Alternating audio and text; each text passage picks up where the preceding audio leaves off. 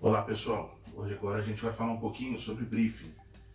O que é o briefing? Essa palavra diferente, essa palavra estranha, ela significa ela significa nada mais do que as informações que você precisa para desenvolver o seu produto, para você desenvolver a sua ideia, o seu projeto de solado, ok? Então, quando a gente diz, qual é o briefing para esse projeto? Qual é o briefing para esse desenho? Isso significa dizer que quais são as exigências, quais são as aplicações que esse solado vai precisar atender.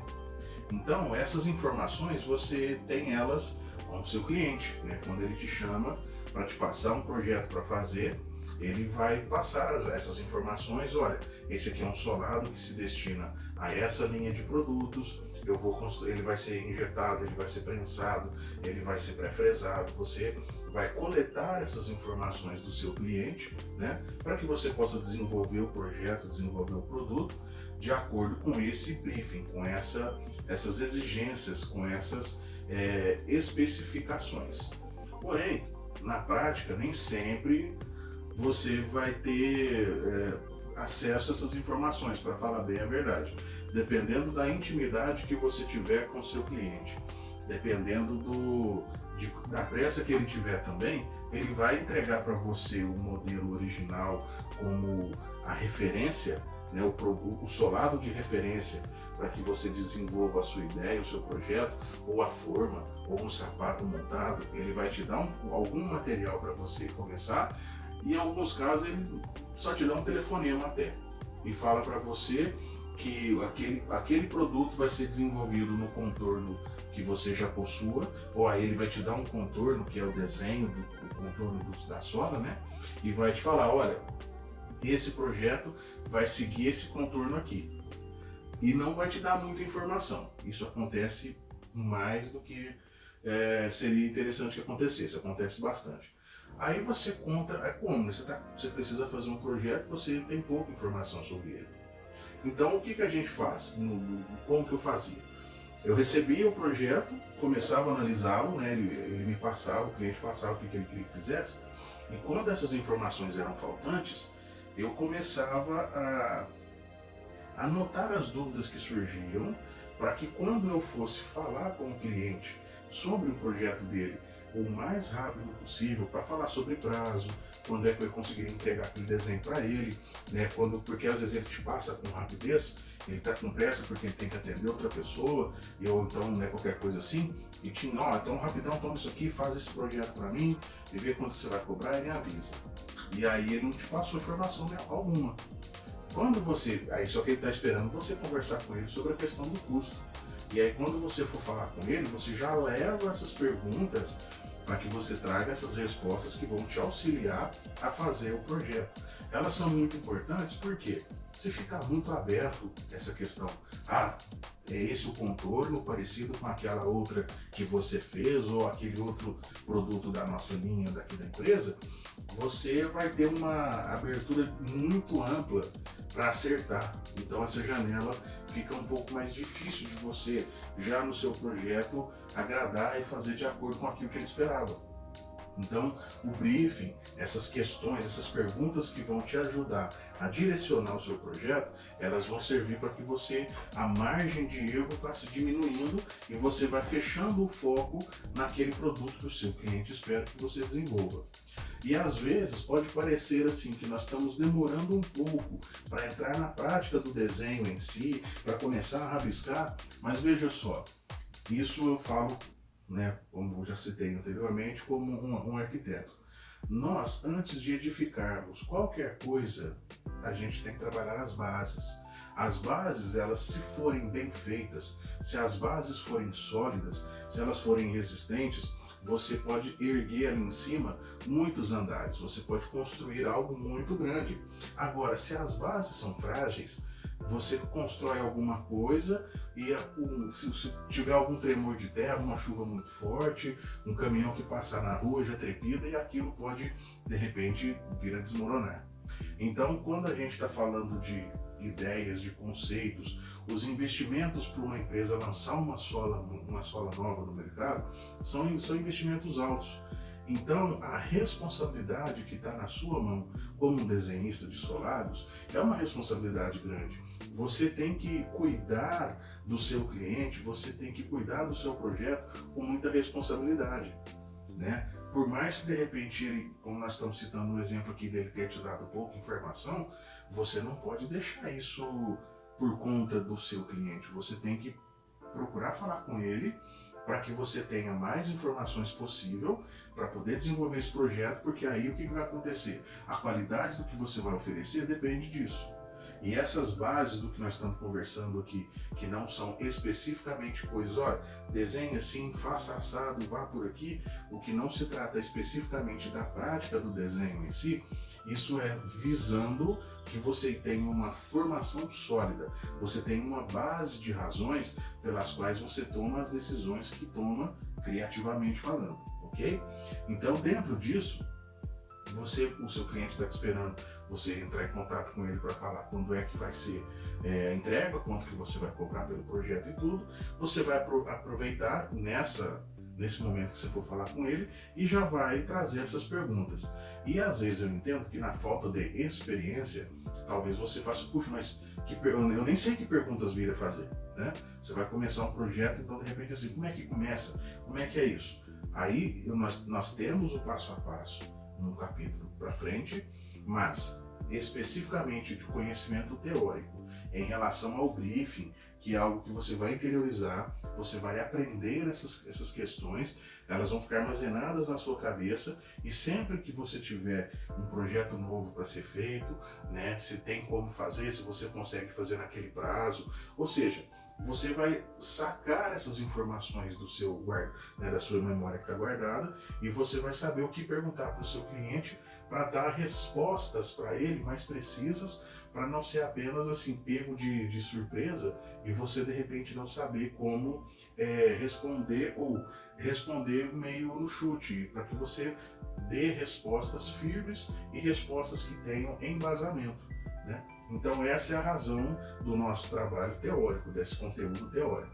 E aí falando especificamente aqui do briefing, eu vou repassar pergunta por pergunta, eu elenquei 12 questões. Tá? A primeira questão é, o solado será produzido em qual matéria-prima? Nós temos aqui no material teórico, onde nós abordamos uma série de matérias-primas que podem ser utilizadas para se construir um solado, né? Comumente, é borracha, é um TR, é um PVC. Por que é importante que você saiba qual é a matéria-prima? Porque você sabendo disso, você já sabe quais as limitações do seu projeto, do seu desenho, da sua criatividade. Porque dependendo daquilo que você quiser fazer para aquele projeto, aquela matéria-prima não permite que seja feita. Às vezes a questão de cores, às vezes a questão de texturas. Então é importante você saber qual a matéria-prima para saber as possibilidades e limitações do seu projeto. Item 2. Qual será a aplicação ou uso desse solado? A importância de você saber qual a aplicação, qual é o uso desse solado, é porque aí você vai também, na hora de criar os desenhos, na hora de criar os traços, os componentes que vão ali por baixo, né, em contato com o solo, você já sabe como fazer aquilo de modo otimizado para o uso que ele vai ter.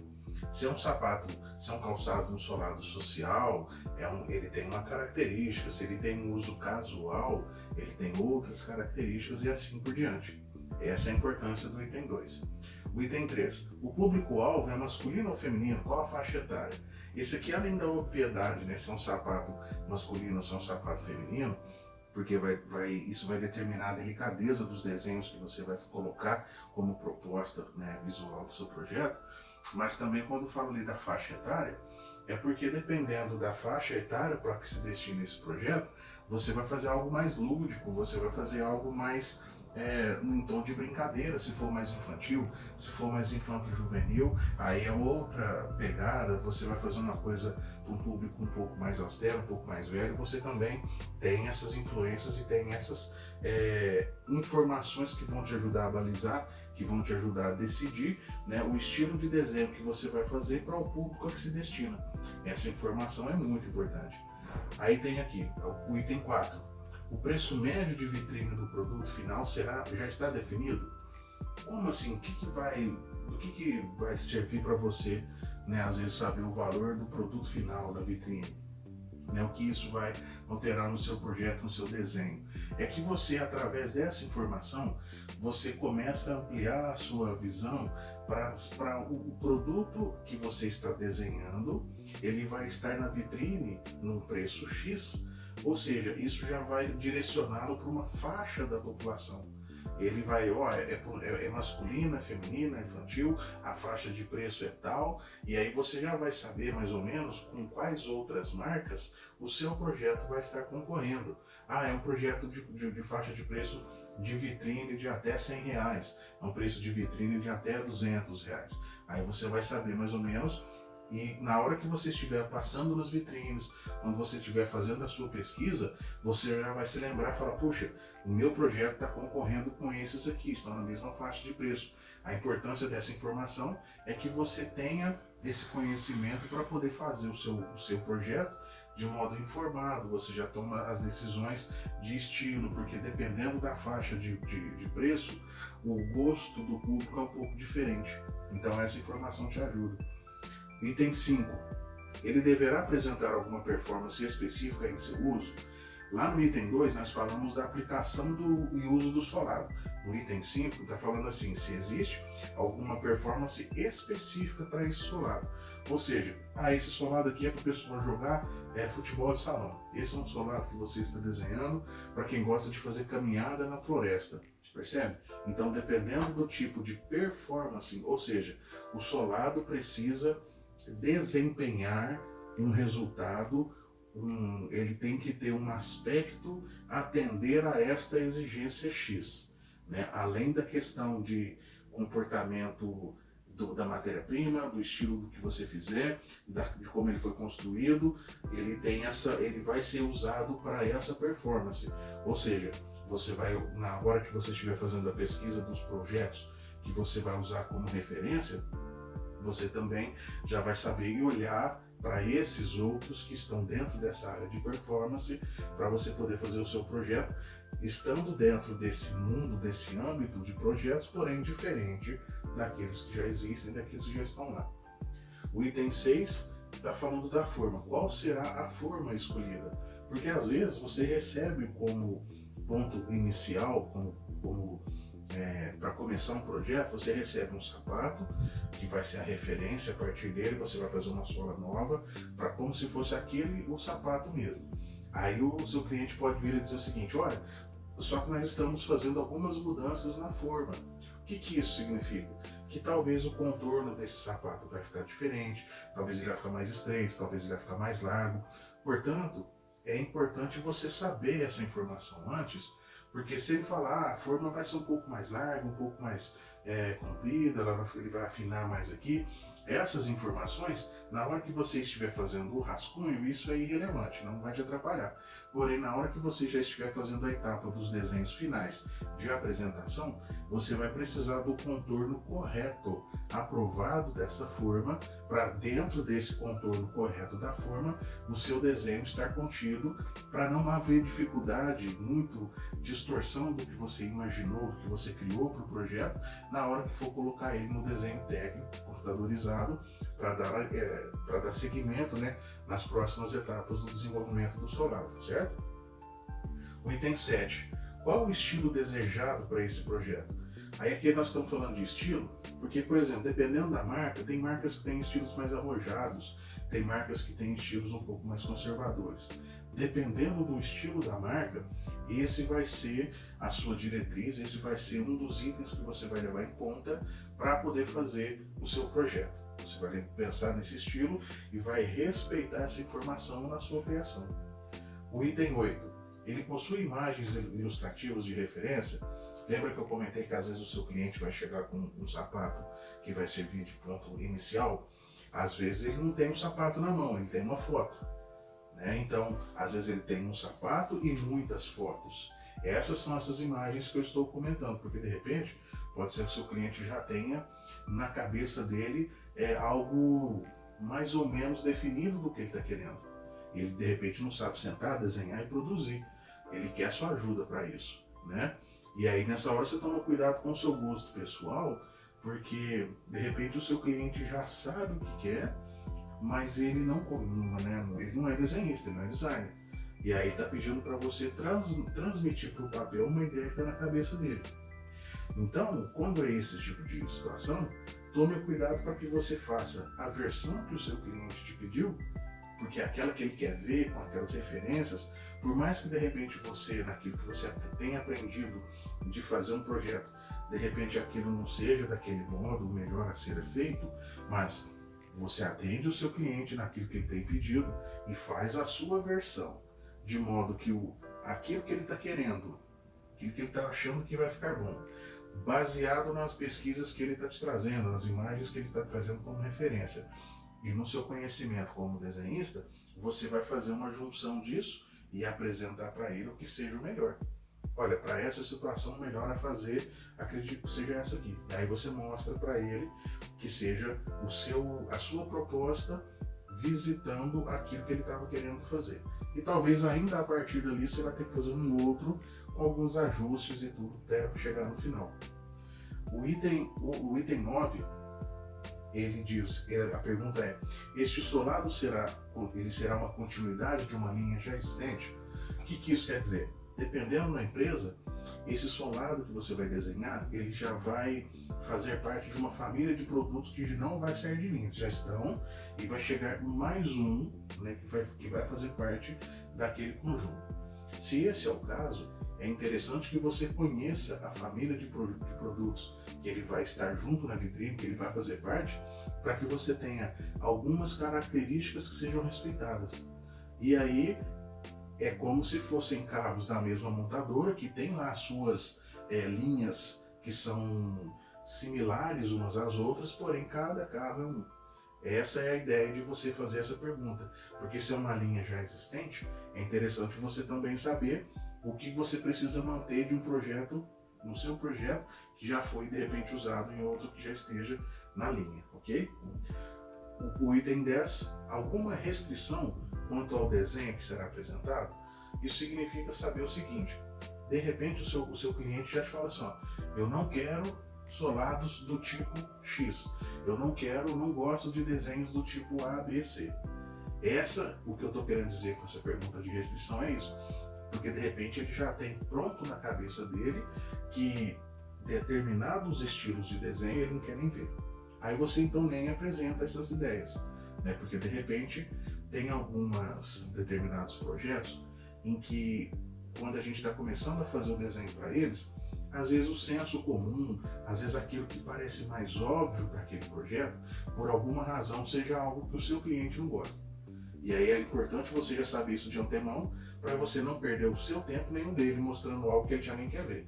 Então você já sabendo isso, ele já falando, ó, eu não gosto desse estilo assim, assim, assim, você já fica com aquilo anotado, né, mentalmente com relação àquele cliente, e quando for fazer o projeto dele, você já faz dentro daquilo que não passa perto dessa questão da restrição que ele fez.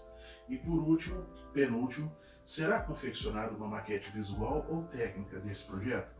O que isso quer dizer? A maquete visual, depois a gente fala um pouco disso mais para frente, das maquetes, mas a maquete é um solado em madeira, borracha, e espumas, ele é uma simulação da sola real. E essa simulação ela pode ser feita via computador ou ela pode ser feita de modo artesanal, ok? E aí, se ela for uma maquete visual, que significa que quando o seu projeto estiver pronto, esse maqueteiro, que é o profissional que pega e constrói essa sola, que era um desenho que você fez, ele constrói aquilo em borracha, em madeira, né, e alguns outros materiais, ele pinta, ele transforma mesmo como se fosse a sola real pronta, já saída da fábrica de solas. E você consegue pegar, quando ela é uma maquete visual, ela tem a concavidade, ela tem o espaço para você encaixar a forma do sapato montado, e aí você consegue simular e ter uma visibilidade do que seria o sapato pronto com aquela sola. É basicamente isso, você encaixa o seu desenho, né? Ele vira uma peça em 3D, uma peça real, aonde o sapato encaixa ali, e aí o seu cliente consegue ver como vai ficar na vitrine. Porém, se for uma maquete técnica, o que significa? A maquete técnica ela é o mesmo desenho de solado, porém ele não tem espaço para encaixar a forma em cima, e o tamanho, as dimensões dessa maquete são maiores, são diferentes do seu desenho que você fez, porque essa maquete técnica, ela, dependendo de como vai ser o processo de produção desse solado, se vai ser, vamos produzir, vai ser no alumínio fundido, se vai ser usinado, dependendo do processo que vai ser usado para fazer as matrizes, essa maquete vai ser usada para tirar o molde, né? Eles vão tirar o molde disso para fundir o alumínio, por exemplo, e fazer o molde dela. Então, se ela for uma maquete técnica, ela tem que, quando esse material alumínio ele termina o processo de fundição, ele tende a reduzir seu tamanho. Então, não só o material alumínio, mas a borracha que vai ali dentro, todos os materiais componentes do solado, eles têm aquilo que se chama de contração. É uma reação à temperatura que no processo de produção da sola, isso deve ser calculado, né, pelo desenhista técnico da matrizaria, da maquetaria. Eles fazem esse cálculo e aí o seu desenho ele é alterado obedecendo essas contrações para que quando a sola sair da forma, esfriar, ela fique no tamanho real ou mais próximo possível. Porém, a maquete técnica ela já vai ser maior do que a maquete visual, justamente porque ela já preconiza esse encolhimento que vai acontecer posteriormente, ok? Então, o último item, que é o item 12, a produção dos moldes já está com data de entrada na matrizaria. O que isso significa? Por que você precisa saber se os moldes já estão com data de entrada na matrizaria? É porque se o seu cliente já marcou de levá-la na matrizaria, então essa data de entrada na matrizaria vai servir para você saber o quanto você tem de janela de tempo para poder fazer esse seu desenho. Não apenas fazê-lo, mas fazê-lo, apresentar para o cliente, aplicar as alterações que ele te pedir e apresentar de novo para ele. Então é importante que você não atrase essa entrada na matrizaria. E aí depois também você, lógico, né? Às vezes ele já marcou uma entrada na matrizaria e ele fez uma data, ele marcou uma data irreal, um prazo que não vai ser possível cumprir.